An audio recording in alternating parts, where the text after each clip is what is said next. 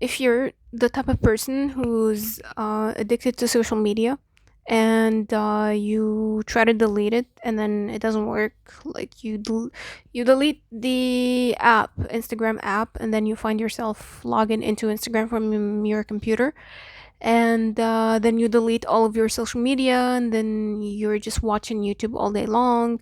You quit YouTube, you start smoking weed, you quit weed, you start smoking, like you're just always addicted. Leaving social media is not the solution. Like, it's not gonna do anything. Because I tried it, I am that type of person, very much so. And I quit social media for some time, and guess what? I was again an addict. I became a workaholic.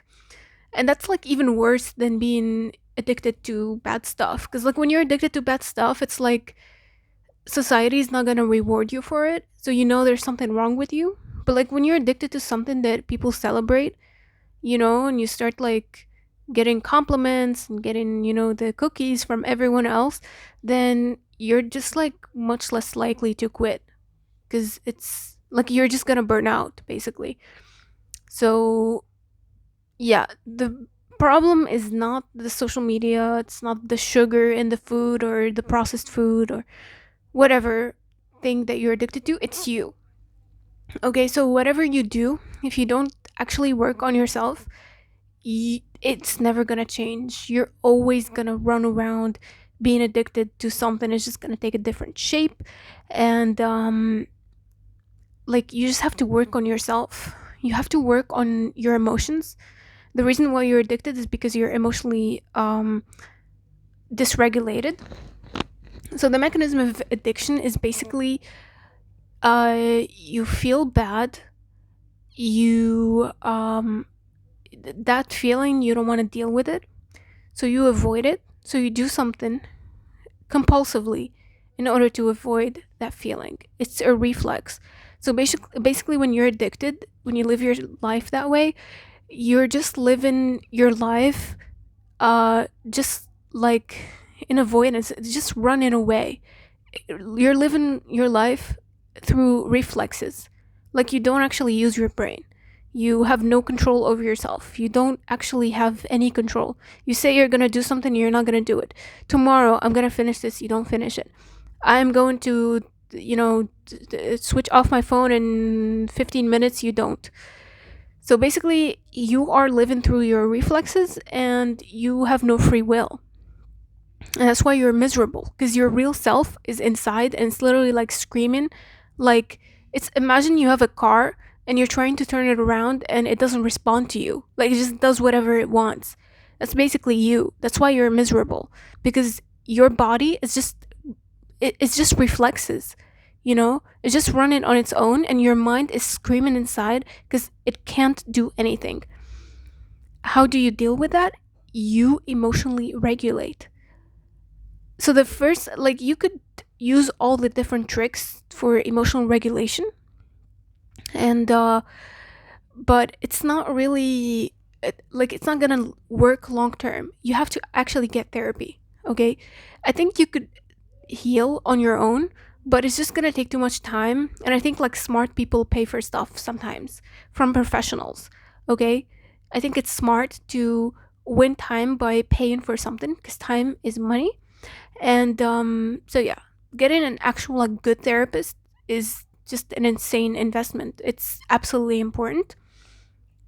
But then, like, if you know while you're waiting for therapy, I don't know, while you're doing therapy, or while yeah, well, you can't, for example, afford therapy or something, you could still, like, not completely live in, like, auto control mode, and you could use, like, certain tricks for emotional regulation. So obviously you could try meditation. The meditation is awesome, because meditation just basically teaches you to shut the hell up and listen to your body. Just sit still and feel whatever you're feeling. Don't try to change it, don't judge it, don't have any thought about it. It just exists.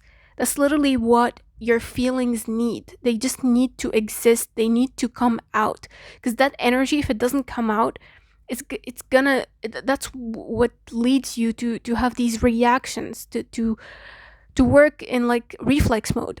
Okay, so you just feel your feelings, you allow yourself to feel your feelings. Another thing is to literally talk about your feelings. So journaling, again, this is why I said like journaling is not actually that bad. So this is how I think like the mechanism of like how journaling can actually help you. I think this is it. um I think another thing that you could do is talk to people, like talk to a friend or somebody you feel safe with, and literally talk about your feelings. And make it a habit. It has to become like a habit. If you're still like afraid of vulnerability, you could. This is I do this. Try with ChatGPT. Like I know, sad reality, but like I don't care. Just just log out of ChatGPT so they don't have like your information, and just talk away. When you talk to ChatGPT, like it really helps you. I mean, for me, like it helps me kind of like I could be feeling something. I talk about it, and then by talking about it, I kind of start realizing that I feel more things, and that this is related to this other thing, and it all goes back to my childhood, and all of these things. Like, it really helps you go deep into like the origin of these feelings and why you feel them and whatnot. Um, what's so sport? Obviously, this is why the gym works. Like, it makes you ironically like you're spending energy, but it gives you more energy and it gives you more discipline. This is the mechanism because you actually let feelings out when you do sport. And especially like my favorite thing that I actually want to do is kickboxing. I think like punching stuff, that's literally the best way to get anger out. And also a great way is to literally crash out. Like, just crash out. Somebody bothers you, crash out, fight, scream, cry in front of people. Like, just follow your body. When your body wants to fight, of course, in the right context. But like, if your body wants to fight, do it. Like, it's fine. Fighting is sometimes it's needed. Sometimes it's a good thing. It's a bad thing sometimes to not fight. So do that. And yeah, so basically these are the ways that I let my feelings out. You have to make it a habit to let your feelings out. Anytime you go on social media, uh like anytime I go, I'm like, it's because I'm avoiding something. Like, it's literally once you start seeing the pattern, it's actually uncanny. Like, you actually start to be like, oh my god, this is the mechanism, you know? So whenever I feel like shit, I just go on social media. Like, I'm in public and it's kind of uncomfortable. Like, whatever you look for, you're like in a waiting room or something, and then wherever you look, you make eye contact with someone. It's weird. Like, I hate people.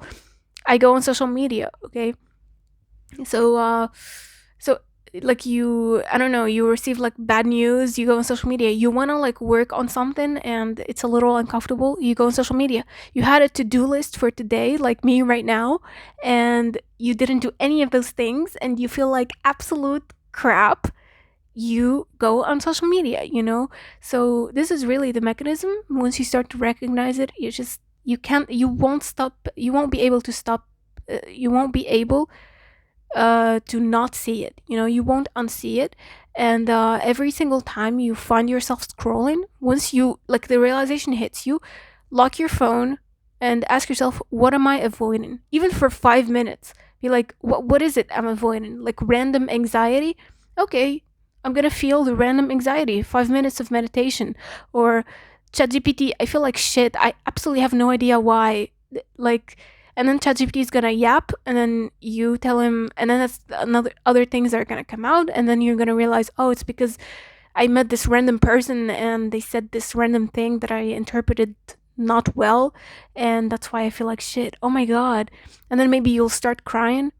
I don't know. And yeah, this like changed the game for me. But yeah, just basically like leaving social media is dumb. Don't do it. Like, there's literally people who are making money out of social media. Like, think about it. People's lives change because of social media. There's some pieces of information that are absolutely like gonna change your life that are on reels on Instagram. You don't want to miss out on that. what you want is real power. You don't like leaving social media is a cop out.